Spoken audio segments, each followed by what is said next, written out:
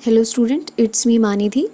और आप सबको पता ही है कि हम हिस्ट्री का सेकेंड चैप्टर कर रहे हैं, न्यू किंग्स एंड किंगडम्स। और इस चैप्टर में हम अब तक the emergence of new dynasties, उनका एडमिनिस्ट्रेशन और प्रशस्तिस एंड लैंड ग्रांट्स के बारे में पढ़ चुके हैं। हमने ये सब टॉपिक्स लास्ट वीडियो में कवर किए थे। ठीक है, अब इस वीडियो में हम जो टॉपिक्स बच गए हैं वो कवर करने वाले हैं। तो सबसे पहले यहाँ एक जो टॉपिक है वो है वॉरफेयर फॉर वेल्थ, यानी कि धन के लिए युद्ध करना। अब हमने एक चीज़ नोटिस की कि जो रूलिंग डायनेस्टीज़ थी वो एक स्पेसिफिक रीजन में बेस्ड थी। ठीक है, और उसी टाइम पीरियड में वो दूसरे एरियाज़ को भी कंट्रोल करने की कोशिश कर रही थी। उसमें एक एरिया जो सबसे ज़्यादा फेमस था या इम्पोर्टेंस जो उनके लिए रखता था वो था कन्नौज, गंगा वैली में। ठीक है, और बहुत लंबे टाइम से गुर्जरा, प्रतिहारा, राष्ट्रकूटा एंड पाला जो डायनेस्टी थी कन्नौज को अपने अंडर करना चाहती थी। ठीक है, और इसलिए जो इन तीनों पार्टीज़ में जो आपस में जो स्ट्रगल चलता था उसको historian often described it as the tripartite struggle. ठीक है, जो तीनों पक्ष में स्ट्रगल चलता था उसे बोलते थे। ठीक है, एज वी विल सी कि जो रूलर्स हैं वो ट्राई करते थे, they try to demonstrate their power, कि अपनी पावर को डेमोन्स्ट्रेट करना, रिसोर्सेज को डेमोन्स्ट्रेट करना। कैसे डेमोन्स्ट्रेट करते थे, कैसे दिखाते थे, शो ऑफ कैसे करते थे, वो लार्ज टेम्पल्स बनाते थे। ठीक है, और जब भी वो कभी एक दूसरे पे अटैक करते थे, एक दूसरे के किंगडम्स पे, तो वो लार्ज जो टारगेट्स उनका होता था वो टेम्पल्स ही होते थे। ठीक है, जो उस टाइम पीरियड में काफ़ी रिच थे। इसमें हम एक एग्जाम्पल ले रहे हैं यहाँ पे कि एक रूलर था सुल्तान महमूद ऑफ गजनी, अफ़गानिस्तान से। ठीक है, उसने ही रूल्ड फ्रॉम 1997 टू 1030। और अपना जो उसने एम्पायर था वो कंट्रोल जो वो उसने किया था वो कहाँ तक किया था, central Asia, Iran and the north western part of the sub continent की। ठीक है, and extended control over parts of these areas, कि उसने जो अपना एरिया था इन पार्ट्स तक एक्सटेंड किया। और वो सब कॉन्टिनेंट में हर ईयर पे अटैक करता था। मेनली जो उसने अपना जो टारगेट बनाया था वो था सोमनाथ टेम्पल, गुजरात में। ठीक है, इसके अलावा क्या था कि जब भी वो अटैक करता था तो सोमनाथ टेम्पल को करता था। इसके अलावा दूसरे रूलर्स भी थे जो टेम्पल्स को अपना टारगेट्स बनाते थे। लेकिन यहाँ पे अभी हम महमूद के बारे में देख रहे हैं कि महमूद जो था वो जितना भी जो यहाँ से जितना सोना चांदी जो भी उसको मिलता था लेके जाता था, उन सब चीज़ों को वो किस में यूज़ करता था, गजनी में जो उसे अपनी एक कैपिटल बनानी थी, राजधानी बनानी थी, उसको बनाने के लिए यूज़ करता था। He was interested in finding out more about the people he conquered, यानी कि जो एरिया या जो लोग उसने जीते हैं उनके बारे में वो जानना चाहता था। तो इसके लिए उन्होंने क्या किया उसने कि अल ब्रूनी को कहा कि वो एक इन सब चीज़ों का एक लेखा जोखा रखे, इनके बारे में लिखे। तो जो अल ब्रूनी ने जो एक बुक लिखी उसे बोलते हैं this Arabic work known as the Kitab al Hind. ठीक है, इसे किताब अल हिंद भी बोलते हैं। बहुत सारे हिस्टोरियंस इसे रेफ़र करते हैं, उनके लिए एक इम्पॉर्टेंट सोर्स है हिस्ट्री स्टडी करने के लिए। और अल ब्रूनी ने कंसल्ट किया था इसके लिए बहुत सारे संस्कृत स्कॉलर्स को। ठीक है, अब ये था महमूद गजनी का एग्जाम्पल। नेक्स्ट देखते हैं। नेक्स्ट यानी कि जो दूसरे जो रूलर्स थे वो भी इंगेज थे लड़ाई करने में, वॉर करने में उस टाइम पे, जैसे चाहमनास, जैसे चौहान्स भी बोलते थे लेटर। उन्होंने who rolled over the region around Delhi and Ajmer के जो एरिया थे वहाँ पे वो रूल कर रहे थे। और they attempted to expand their control to the west and east. वो अपना जो कंट्रोल थे वेस्ट ईस्ट तक भी बढ़ाना चाहते थे, लेकिन उन्हें अपोज किया Chalukya of Gujarat and Gahadavalas of western Uttar Pradesh. The best known Chahamana ruler was Prithviraj third. ठीक है, who defeated an Afghan ruler named Sultan Mohammad Ghori. उसने डिफीट किया था पृथ्वीराज थर्ड ने 1191 में। लेकिन नेक्स्ट ईयर वो खुद ही मोहम्मद गोरी से डिफीट हो गया। ठीक है, पृथ्वीराज थर्ड। ओके, अब नेक्स्ट हम देखते हैं अ क्लोजर लुक द चोलास। ठीक है, चोलास का एक क्लोजर लुक देखते हैं। अब हम चोला जो डायनेस्टी है उसके बारे में स्टडी करेंगे। ये जो आप यहाँ पे देख रहे हैं ये जो एरिया है ये चोलास डायनेस्टी है। ठीक है, अब इसके बारे में स्टडी करते हैं फ्रॉम उरियर टू तंजावुर, कि वहाँ पे उस टाइम पीरियड में क्या चल रहा था। A minor chiefly family known as the Muttaraiyar held power in Kaveri delta. ठीक है, एक जो मुटियार जो माइनर चीफली फैमिली थी उसका कावेरी डेल्टा में हेल्ड था, उसका पावर था वहाँ पे। और वो किसके सबॉर्डिनेट थे? They were subordinate to Pallava king of Kanchipuram. Vijayalaya जो था वो बिलोंग करता था चोलाज एंशियंट चीफली फैमिली से फ्रॉम मुर्यर। उसने क्या किया? मुट्रियार जो था उन्हें कैप्चर कर लिया, उसके डेल्टा को, ठीक है, middle of the 9th century, and he build the town of Thanjavur, और उसने तंजावुर में एक शहर बनाया, and a temple for goddess Nishumbha Sudini there, ठीक है, निशुंभा सुदिनी देयर, उनका गॉडेस एक देवी का उन्होंने टेम्पल बनाया। द सक्सेसर, और जो विजयालय के जो सक्सेसर थे, जो उत्तराधिकारी थे, उन्होंने दूसरे जो एरियाज थे उनको कैप्चर किया, अपना किंगडम का साइज बढ़ाया। The Pandyan and the Pallava territories to the south and the north were made part of this kingdom, और चोलास किंगडम के ये पार्ट बने पांड्यन एंड पल्लवा टेरिटरीज, ठीक है। इसमें सबसे फेमस जो था वो था Rajaraja first, consider the most powerful Chola ruler, और ये कब किंग बने थे? He became king in 985 and expanded control over most of these areas, और बहुत ये जो आसपास का एरिया था और इस पे उन्होंने अपना एरिया बढ़ाना भी चाहा, जो एरिया उसके अंडर था उस पर रूल किया। He also reorganise the administration of the empire, और उसने जो एम्पायर का एडमिनिस्ट्रेशन था उसको रीऑर्गेनाइज़ किया। राजा राज का जो सन था राजेंद्र फर्स्ट, उसने अपने जो फादर की पॉलिसी को कंटिन्यू किया, गंगा वैली में रेड किया, श्रीलंका, साउथ ईस्ट एशिया की जो कंट्री में वहाँ तक अपना किंगडम उसने एक्सपेंड करने की कोशिश की, ठीक है। Splendid temples and bronze sculpture के बारे में स्टडी करते हैं।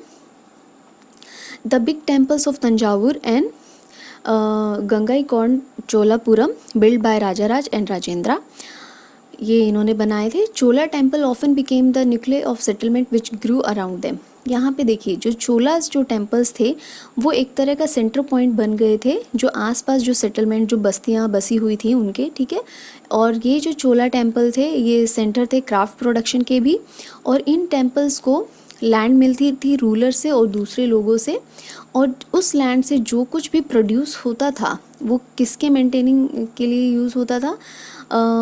All the specialist who work the temple, जो भी टेम्पल में काम करते थे और वहाँ रहते थे उसके नियर बाय, जैसे प्रेस्ट है, garland makers, cook, sweepers, musician, dancer, इन सब के लिए यूज़ होता था। In other words temples were not only places of worship, हम दूसरे शब्दों में कह सकते हैं कि जो टेम्पल्स उस टाइम पे थे वो एक वर्शिप का प्लेस नहीं थे, they were the hub of economic, social and cultural life as well, ठीक है। वो इन सब का भी हब थे, economic, social and cultural life का भी। और इन सब में अब हम देखते हैं कि चोलास टेम्पल जितने इंपॉर्टेंस थे उसी तरह से चोला ब्रॉन्ज इमेजेस जो थी वो भी वर्ल्ड की फाइनेस्ट इमेजेस कंसीडर होती हैं, ठीक है। कि उस टाइम पे जो चोलास ब्रॉन्ज बनती थी वो भी बहुत अच्छी, जो हम कह सकते हैं कि फाइन इमेजेस थी, ठीक है। एग्रीकल्चर एंड इरीगेशन देखते हैं अब हम इनका। Many of the achievement of the Cholas were made possible through new development in agriculture. अब यहाँ पे जो बहुत सारी अचीवमेंट थी चोलास की वो तभी पॉसिबल हुई जब एग्रीकल्चर में न्यू डेवलपमेंट्स हुए। कावेरी जो रिवर थी उसकी जो ब्रांचेस थी, अब उसकी वजह से क्या था कि जो एरिया था वो काफ़ी फर्टाइल था, ठीक है, और इसलिए जो राइस का कल्टीवेशन वहाँ पे वो बहुत ज़्यादा होता था। और इसमें भी हम यहाँ देख रहे हैं कि तमिलनाडु में पहले भी एग्रीकल्चर डेवलप था, लेकिन 5th और जो 6th सेंचुरी थी उस टाइम पीरियड में लार्ज स्केल पे कल्टीवेशन हुआ, फॉरेस्ट को क्लियर किया गया और जो लैंड को एक लेवल पे लाया गया, land had to be lived in other areas.